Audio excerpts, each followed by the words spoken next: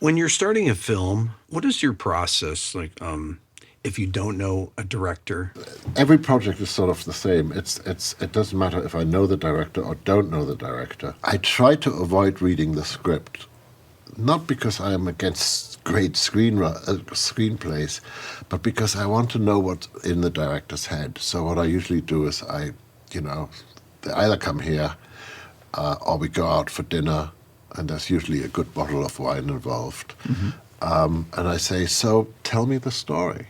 Because then I know what is important to him in the story. He'll leave out all that stuff that is, secondary, that isn't important. And I get a sense of the tone somehow, and tone can mean two things in this case. I mean, it can mean the tone, even the light, and how he's going to light the thing, and what the colors palette is going to be like.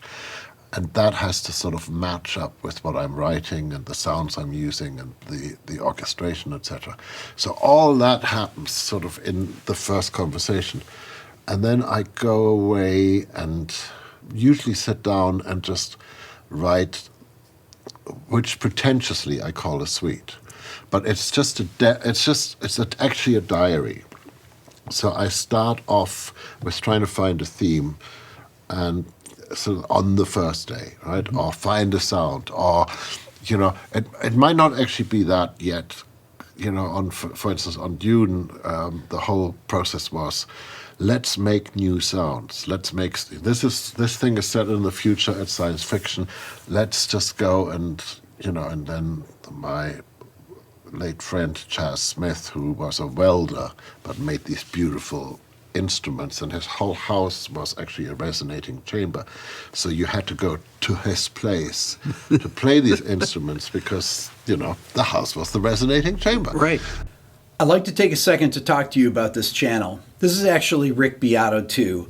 I've had it since the beginning of my main channel, and many of you are not subscribed. As a matter of fact, 87% of the people that watch this channel regularly are not subscribed. So I encourage you to hit the subscribe button on this channel and on my main channel. This will help me get even more of my dream guests and help continue to grow both channels. Thank you. Inventing instruments, go on big sampling expeditions, program a lot of sounds, etc. And then I sit down and then I just start writing.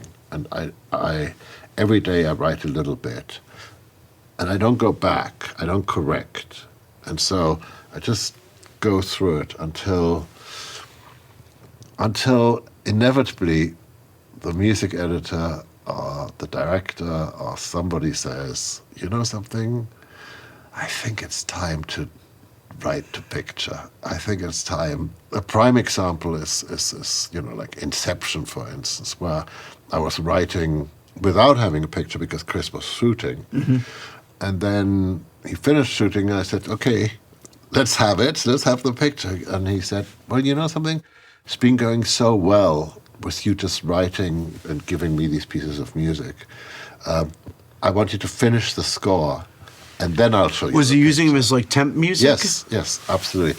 And so I got mean and twisted because I knew the script really well, and I really did know it. So I would send the pieces over now without titles, seeing if he could guess, if he could feel, or if I was specific enough that he would know where this thing would go, right? And there was, and my test scene in that film was Marion Cotillard is going to commit suicide, and she goes out on the ledge and her shoe drops. And I had a note which was going to hit that shoe drop, right? But I didn't tell Chris. Right?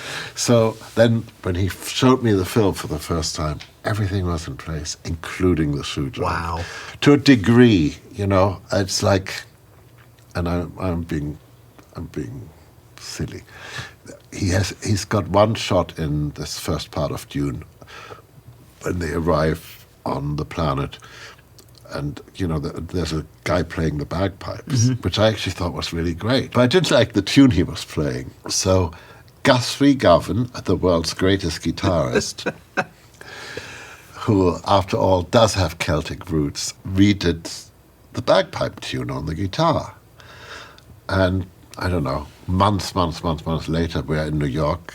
Denny and I were doing a question and answer thing in a theater packed with people. And somebody asked me about the bagpipes. And I'm going, oh, actually, it's not bagpipes at all. It's Guthrie playing the guitar. And Denise going, what, my beautiful bagpipes? It's not my bagpipes? And I'm going, no, actually, it's Guthrie playing guitar. And this goes on for a bit. And then we're back to question and answer. And then he breaks it again and he goes, are there any other secrets you need to tell me? You know, how do I write? I mean, I write by trying to find something new, trying to tell a story, you know, surrounding myself with incredibly talented musicians, people who can give great feel and context to the notes I've clumsily have written. I am a very good synth programmer. I can actually say that. So that's a lot of what I do. You know? But sometimes, sometimes I spend days making a sound and then somebody kicks me and goes, write the notes, And my life has been music from as far as I can remember. I was thrown out of 8 schools because all I wanted to do was play the piano. And I wasn't interested in any of the other stuff.